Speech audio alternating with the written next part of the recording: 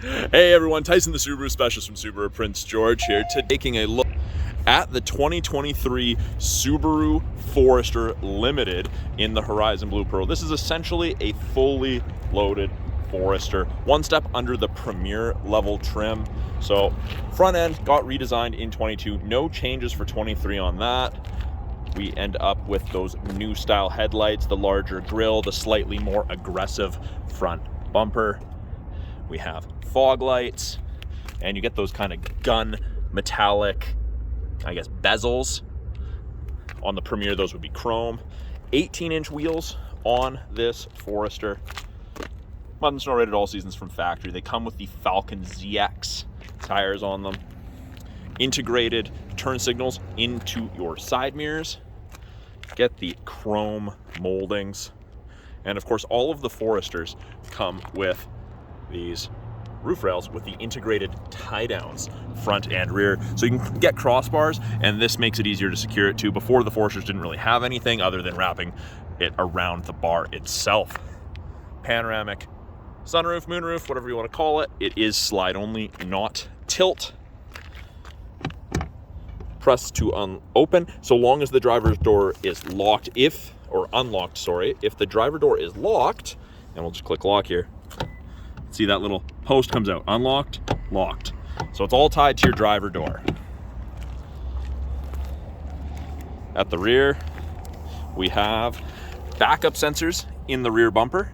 Those are the little black circles, and they'll actually apply the brakes if it thinks you're gonna hit anything in reverse between speeds of 1 and 15 kilometers an hour. I always get asked about this. That is where you would pop this off, and behind that is a place you can screw in the eye bolt that comes with every Forester. Now, it is power, press and hold. You can do it from the door or the driver's seat as well. Very, very easy to do so. And lots of room in the back of the Forester. That big boxy square opening means you can fit a lot of cargo in this. Now, there is a privacy cover, comes from factory standard equipment, hides everything from the top of the seats down. Really easy to hide stuff. You can remove it. It is just telescopic. You can see the little screw right there, and you can see it moves when I pull on it. So that's easy to remove, and you can actually tuck it underneath the false floor here. Cargo tray, standard equipment in the Limited, has a little bit of a lip, so if you were to put something in here and it were to spill, it should hopefully help contain it. So you've got your center caps, plugs, you've got some spare tire tools. This just came out of detail. It hasn't been PDI'd yet, so that's why those aren't installed. We have nice, hard, physical tie downs, one in each corner, so 4 of them. You have grocery bag hooks. So the idea is you can hook the loop of your grocery bag over that, stop your groceries from tumbling around. The subwoofer for your Harman Kardon audio system. Absolutely phenomenal audio system in this. And should you need additional storage, those seats do go down. You can see it's leaning, that third seat belt's just holding it. You have the same option over here. And there you go, virtually flat. This piece right here does go down a little bit more. That just covers the hinge. And then we do have 12-volt outlet for any charging needs you may have. Go to the lake, need a pump for inflatables, something like that. But underneath here, false floor, you've got storage, some of your spare tire stuff. And then underneath here, spare tire, you can see that eye bolt there that you would put in that little cover. We do have an LED cargo light. It is set to door right now, but I can turn that off. When it's set to door, it will actually shut off when I close the hatch. And then we have this little hook you can hang stuff on while it's open. And actually, speaking of hooks, this was new for 22s. And I haven't had any of my customers tell me they've used them yet, but they call them, I think they're called grocery bag hooks, but they're only good up to 3 kilograms or 6 pounds, so not a whole bunch. I don't think I'd be driving around with stuff hanging from that. Maybe if you're parked for camping, you can hang stuff there. That would make sense. Now, to close it, you can do it from the key fob. You can pull down on the door. You can close it. You can close and lock it. So if I do that, it's gonna beep. It's gonna go down, and then it's gonna indicate it's locked, and it's locked. And we can confirm that. Oh, camera taking a tumble there. And we'll confirm that just by pulling on this door handle. So it's locked. My camera gimbal died on me there. Sorry about that. But we click unlock twice on the Subaru logo to unlock all the doors. The proximity For the doors, it's only the front driver, front passenger, or the rear hatch that you can use the proximity sensor on. The second row doors don't have that. These seats go up really easy, and pretty much, if you can see the red, it's not locked. Give it a good push, it's locked in place. Really easy to put up. As you can see, I did that one-handed while holding a camera. And being the Limited, the full load, it comes with the leather. Now, this is the only color, exterior color, that you can get with the two-tone light and dark. This is, of course, just the pure dark, the charcoal, the black interior, whatever you want to call that. Plenty of room in it, good headroom, good leg room. If there's only 1 or 2 passengers, you get fold-down armrests with cup holders. You do have a little bit of a light highlight in there, but that's not the light one. You've got 3 pockets on the back of both front seats, 3 storage pockets. The idea is that's for media, a media device, so phone or tablet. We have heated seats, high and low, for the outer 2 passengers. Middle person, in addition to having to sit in the middle, doesn't get a heated butt. 2 charge ports, both USB-Cs, and then you can deactivate or activate, open or close, the vents for the second row out of the center console. You do still have vents underneath the front seats. It's kind of hard to see, but you can see it back there. But the ones out of the center console help significantly when you're going to heat or cool the second row. Now, I get asked about this all the time. Why is this all plastic? Why is it textured? The idea is because there isn't really another natural step. If you're loading something on the roof, that makes it easier. Putting a Thule box, carrier of some sort, and the crossbars, I'm taller, I'm above 6 feet, and it's still difficult for me. So that's why they've added that. Bottle holders with storage, power lock, soft touch all over the side here. There is still some hard plastics, textured dimple there. Child lock should you need it. Now, with the proximity key, to lock it, because it's unlocked right now, so long as the key is within 46 inches, you just touch the lines, and it's locked. It gives you about 1/8 of a second to pull the handle. Now to unlock it, you just wait, put your hand in the handle, there you go, it's unlocked. Your hazards flash at the same time, so I'm gonna lock it and unlock it.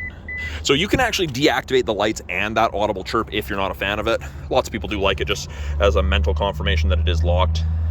Inside door card looks very, very similar. You've got window lock, power windows, your power mirror adjustment, 2 position memory settings for your mirror and your power driver seat position, which is great if you have 2 drivers of varying heights, or if you come in for a service, some of our technicians are going to be taller, shorter than you, so you can just memorize your seat, press it, and after they've gone on their test drive, it'll go back to where you had it.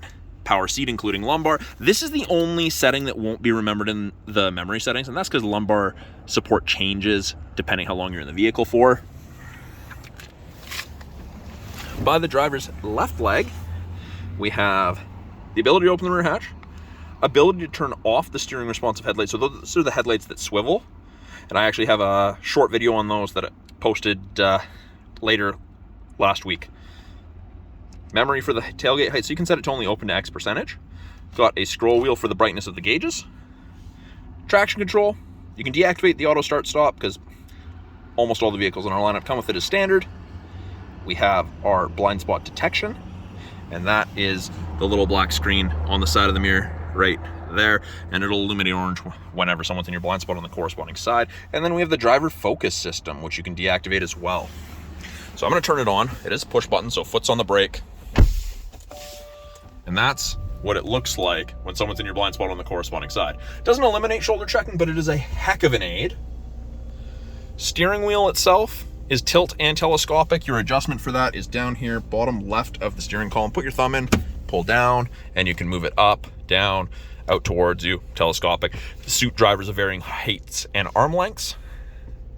Left-hand side of our steering wheel, we have our Bluetooth and audio controls. You can switch from AM to FM to CD to satellite, switch between presets, next song. Info will change the small screen up there, which we'll talk about. Accept call or issue a voice command, hang up or decline call. These arrows down here will change our small center display, which of course says we're not getting great fuel economy, but gives you a bunch of different, how long you've been running, how far you've traveled, digital speedometer, which is what the majority of people leave theirs on. Right hand side has to do mostly with driving, other than heated steering wheel. Got to have that up here. So doesn't heat between the seams here, just kind of where you're supposed to keep your hand. There's a dead spot here and all the way around. We've got adaptive cruise control, and lane centering. Now, both of those systems use these 2-color stereo eyesight cameras, Subaru safety system, to look for vehicles, road lines, pedestrians, cyclists, other vehicles. So when I turn on the cruise, you can see there's an image of the Forester, and there's 4 bars ahead of it. You can change the bars down to 1. That's the follow distance. 4 bars at 100 kilometers an hour is roughly 150 to 180 feet behind the vehicle ahead of you. Great for long highway trips. Just turn on the lane centering, and you'll notice that those lines on either side illuminated light gray. So those will illuminate white whenever the cameras can see the road lines, and it'll actually give you gentle steering input to keep you in the middle of your lane. It will steer you around corners, but the system gets mad at you if there's no driver input. So we're not hands-free, we're not Tesla.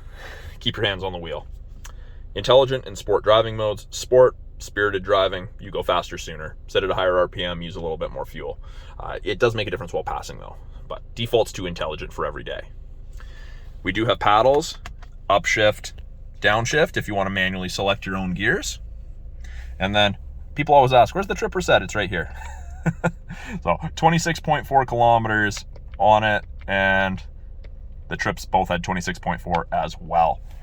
Now, up top here, being the limited, you can see there's that little bar. It's got some plastic over it. That's the driver focus system. That's an infrared camera. It's looking at your face. You can scan it in. It'll do your memory settings off your face, but it will also tell you if you're not paying attention to the road or if you're drowsy. The other part of that is you've got with the driver focus system, you get gesture control. That's what it is. So for climate, you can't be in park to do this. You either have to be in drive. I think you have to be in drive or reverse, maybe neutral. Let's try neutral. But essentially, if I hold my hand up in a fist, it's going to decrease the temperature. Neutral works too. So it just went down to 19. We're going to do it again. Down to 17. And this is just doing the driver's side, of course, passengers, whatever. To increase temperature, hand up in a wave, and it goes up by 2 degrees. No, didn't pick that one up. So it's an interesting feature, hands-free, I guess. You don't have to fiddle with the climate control knobs down there.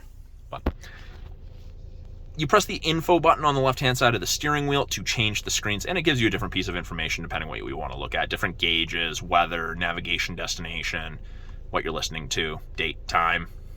Lots of interesting screens to look at. Those widgets you can change. You can have oil temp, water temp, speed limit, you can have date, lots of different things. And as I was showing you with the gesture control, it's where climate control shows, and it ranges from 15 on the low side all the way up to 30, freezing to tropical, depending how you and your passenger like it. Easy to sync it back to just driver controlled.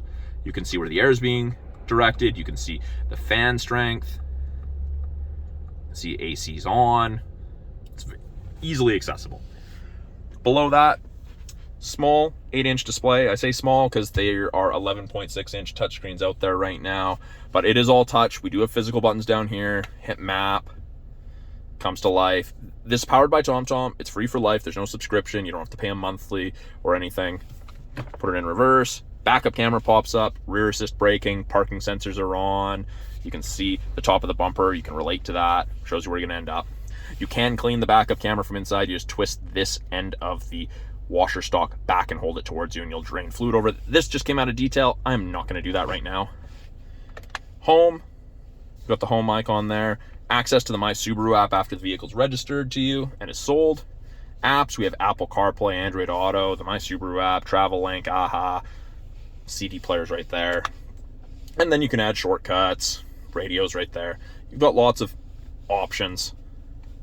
Below that, climate control, driver side temp, passenger side temp, fan strength, heated mirrors, back window, and area of the windshield where your wipers sit. So the windshield wiper deicer is phenomenal.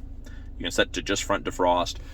Mode changes where the airflow is being directed. And then we have AC and max AC. So AC comes on when there's humidity in the air, moisture in the air, and moves it around so you don't fog up. Max AC is the cold stuff. So if this comes on without any input from you, even when you're warming up the car in the winter, just let it do its thing. Don't turn it off. You're less likely to fog up.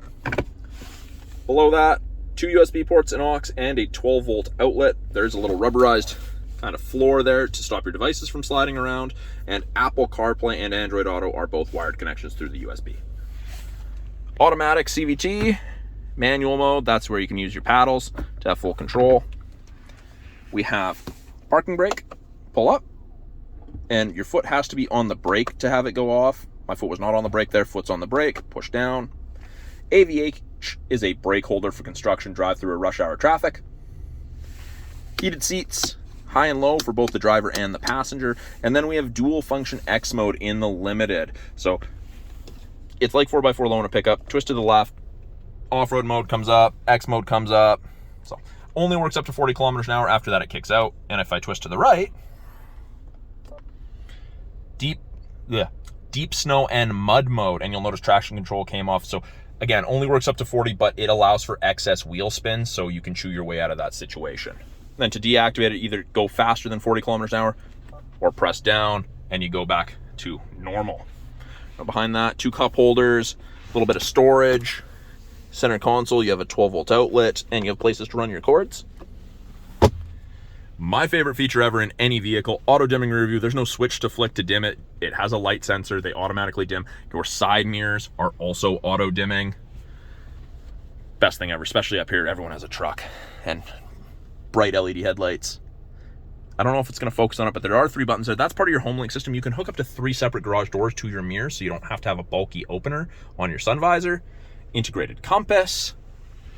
And then up top here, we have the ability to turn off lane sway, so that's where it'll beep at you if you change lanes or cross lines without signaling. Automatic emergency braking, so that makes you less likely to hit vehicles or pedestrians. And I did have someone tell me it stopped them from hitting a moose, so it's worth it. SOS and roadside. Now that is part of the 3-year trial to the connected services through that My Subaru app that you get with most new Subarus. SOS is for emergencies, blue is for roadside. We've got our door light switch, so it's set to door right now, so when a door opens, those dome lights, map lights come on. They're LEDs, or I can have it turned off. Sunglass storage. And then the sunroof itself, it's got a manual shade, but if I drag the glass back, it'll drag the shade with it. And it'll go all the way back. Now there is 2 stages, so that's the first stage, that's for less wind noise. And then all the way back is just full open. Now that's a long way to reach. So if you're closing it, it'll bring the shade with you. With it, I should say. Which is very, very handy. And it's fairly quick for being such a large roof. So that is a quick look at the 2023 Subaru Forester Limited in the Horizon Blue Pearl. If you guys have any questions for me about this vehicle or any of the vehicles in our lineup, please put them in the comments below. I'm always looking for new stuff to make for you guys. Again, thanks for watching. We'll talk soon.